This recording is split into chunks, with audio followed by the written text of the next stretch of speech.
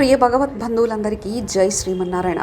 తాడేపల్లి కొండ మీద వెంచేసి ఉన్న విజయ గిలాద్రి దివ్యక్షేత్రం 7వ వార్షికోత్సవాల జరుపుటకు దైవజ్ఞులు నిర్ణయించడమైందని తెలిపారు.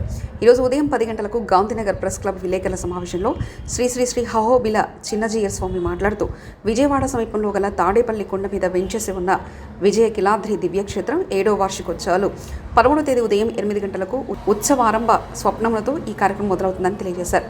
14వ తారీఖు అగ్ని ప్రతిష్ట, పల్లకి సేవ 15, 16, 17 ఉదయం నుంచి సాయంత్రం వరకు విశేష వాహన సేవా కార్యక్రమాలు, 18వ తేదీ పుష్పయాగము, చక్రతీర్థం, పూర్ణాహుతి, వేద ఆశీర్వచనంతో ఈ కార్యక్రమం ముగింపు జరుపునని శ్రీ శ్రీ శ్రీ హహోబిల చిన్నజీయర్ స్వామి తెలిపారు. మన సీతానగరం గుంటూరు జిల్లా మన వేద విశ్వవిద్యాలయం ఉభయ వేదాంతాచార్య పీఠం సమీపంలో ఎదురుగుండా ఉన్నటువంటి విజయకీలాద్రి క్షేత్రంలో అపర రామానుజులైనటువంటి శ్రీ శ్రీ శ్రీ చిన్నజీయర్ స్వామివారి నేతృత్వంలో విజయకీలాద్రి పర్వతం మీద శ్రీనివాసుని యొక్క ఆలయం మనకి సాక్షాత్కరిస్తూ ఉంది. ఇటు ఇంద్రకీలాద్రి ఉంది కృష్ణానదికి దక్షిణాన, ఇటు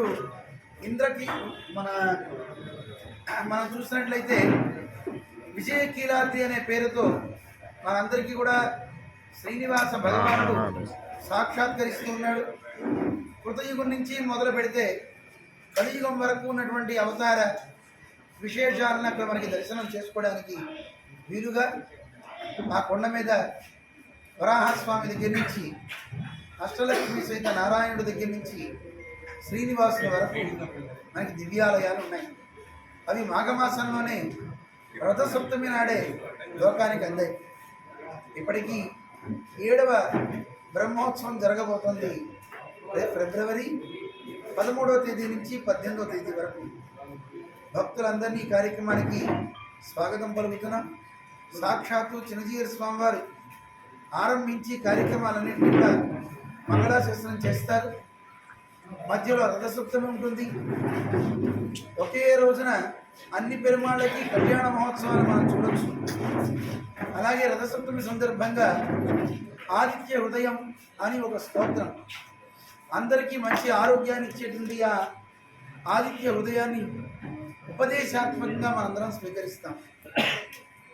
ప్రతిరోజు వాహన సేవలు ఉంటాయి, పెరుమాళ్ళకి తిరుమంజన సేవలు ఉంటాయి, అంటే అభిషేక సేవలు, అనేక రకాలైనటువంటి పుష్పార్చనలు, సకల సంపదల్ని ఇచ్చే శ్రీ పుష్పయాగం, అవబృత స్నానం, ఇలా వీటితో బ్రహ్మోత్సవాలు వైభవంగా మనకి జరుగుతాయి.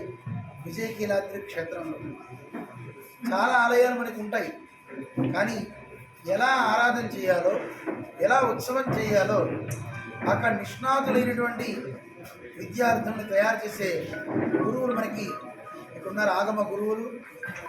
అలాంటి బృందం అందరూ కలిసి చాలా ఉత్తమోత్తమైనటువంటి కార్యక్రమాలు చేస్తారు. అలాగే ఆ ఉత్సవ విశేషాన్ని చెప్పే పండిత వర్గం బుధజనులు అంటారు. అలాంటి పండితులంతా అక్కడ ఏం చేస్తుంటారు. అలాంటి మంచి కార్యక్రమాల్ని మనందరం ఆస్వాదించి ప్రతిరోజు పాల్గొని వచ్చే భక్తులందరికీ కూడా ఉదయం సాయంత్రం ప్రసాద వితరణ కూడా ఉంటుంది. అన్నదాన కార్యక్రమాలు కూడా జరుగుతాయి. భక్తులందరూ కూడా ఆ కార్యక్రమాల్లో పాల్గొని మాఘమాసంలో భగవంతుడిని ఆరాధించడం అనేది చాలా విశేషం. అందరికీ మంచి ఆరోగ్యాన్ని ప్రసాదించేటటువంటి సవిత్రు సూర్యనారాయణ యొక్క అరుణ పారాయణలు కూడా జరుగుతాయి అక్కడ.